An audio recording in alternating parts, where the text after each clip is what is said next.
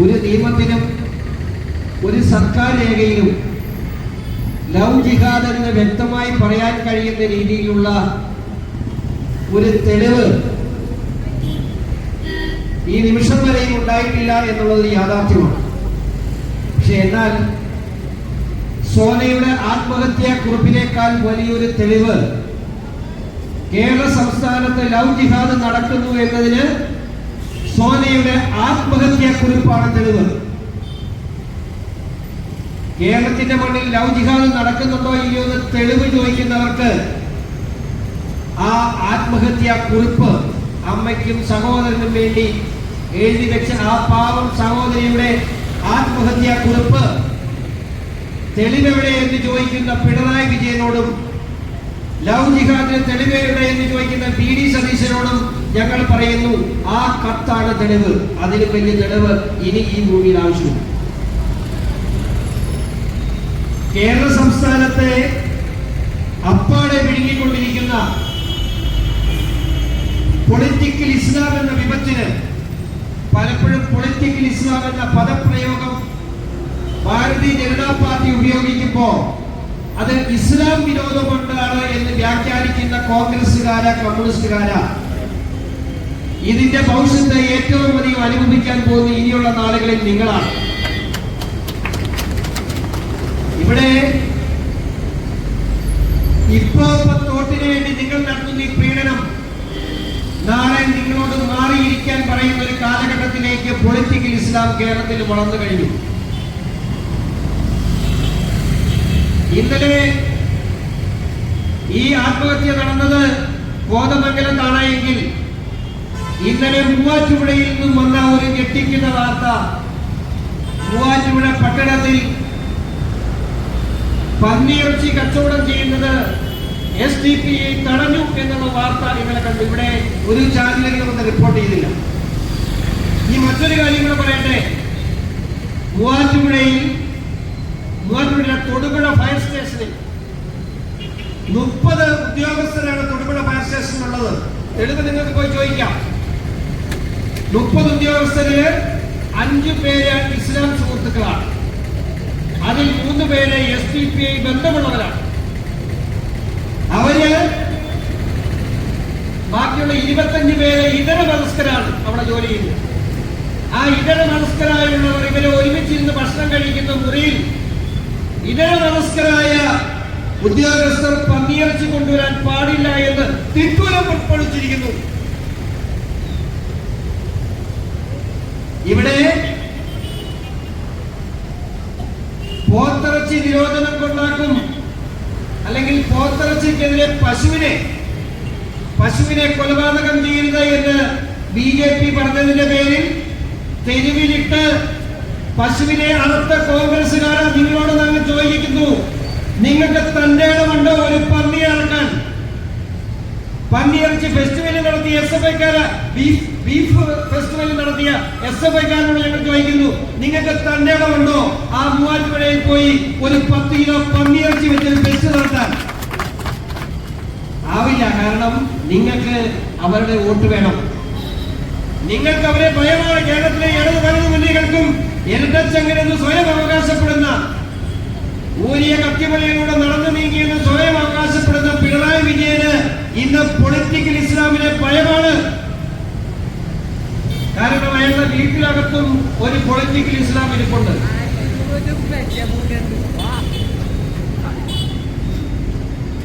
VD സതീശന് political ഇസ്ലാം എന്ന് പറഞ്ഞാൽ മുട്ടുവരയ്ക്കും. എന്താ? അയാളുടെ പാർട്ടിയെ ഇന്ന് നിയന്ത്രിക്കുന്നത് പൊളിറ്റിക്കൽ ഇസ്ലാമാണ്.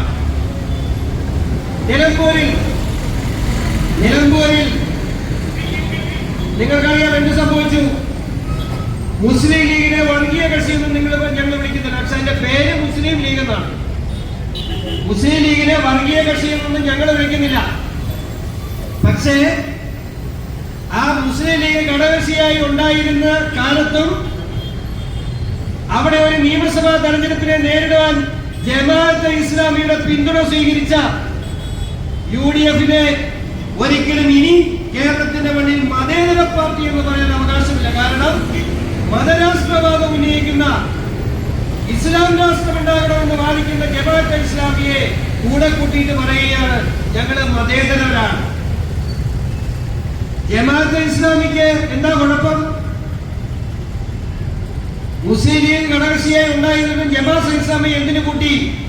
മുസ്ലിം ലീഗിന് തീവ്രത കുറവാണ്. എന്നെ ശ്രമിക്കുന്ന മുസ്ലിം ലീഗിന്റെ നേതാക്കളും പ്രവർത്തകരും ഒന്നും സ്വയം വിലയിരുത്തണം. നിങ്ങളുടെ മുന്നണിക്കുള്ളിൽ പോലും പൊളിറ്റിക്കൽ ഇസ്ലാമിന് മുമ്പിൽ മുസ്ലിം ലീഗ് അടിയറ വെക്കേണ്ട സാഹചര്യം ഉണ്ടായിരിക്കുന്നു. മുസ്ലിം ലീഗിന്റെ തീവ്രത കുറവാണ്. ഉടനെ നിലമ്പൂരിൽ പിണറായി വിജയൻ എന്ത് ചെയ്തു?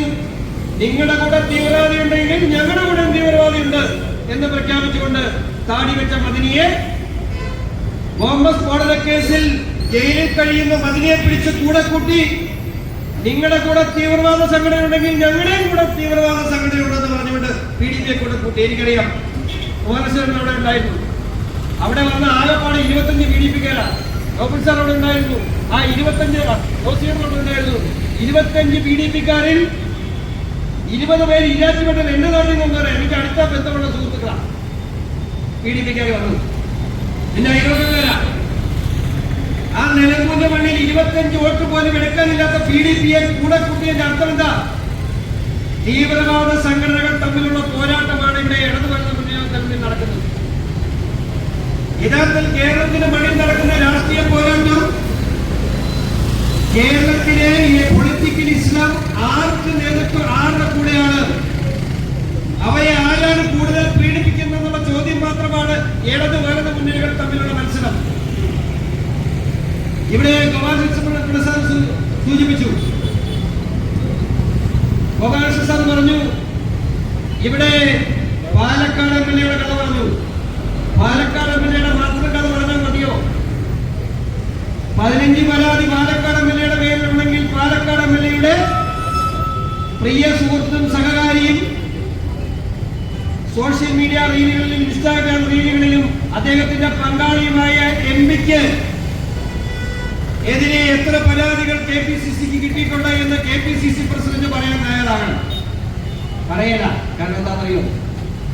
സാറ് പറഞ്ഞ കാര്യം, ആ MP പൊളിറ്റിക്കൽ ഇസ്ലാമിന്റെ ഭാഗമാണ്.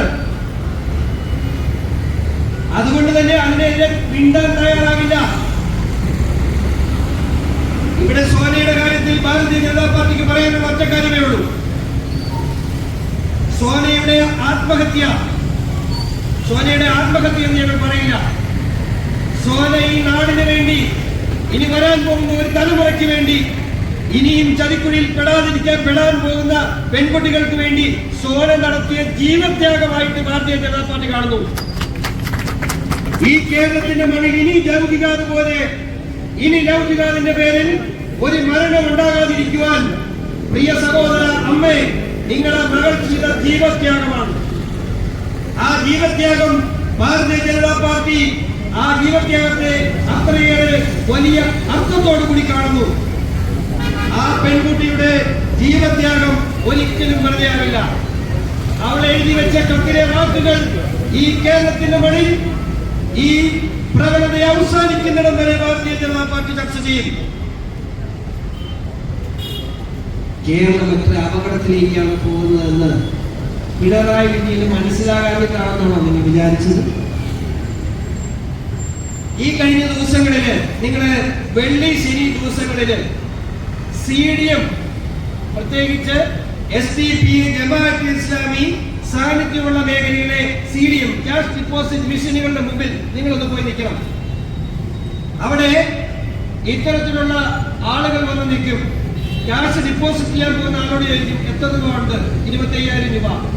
ഇങ്ങ് തന്നേനെ. അപ്പൊ തന്നെ ഗൂഗിൾ പേയിൽ പണം കൊടുക്കുകയാണ്.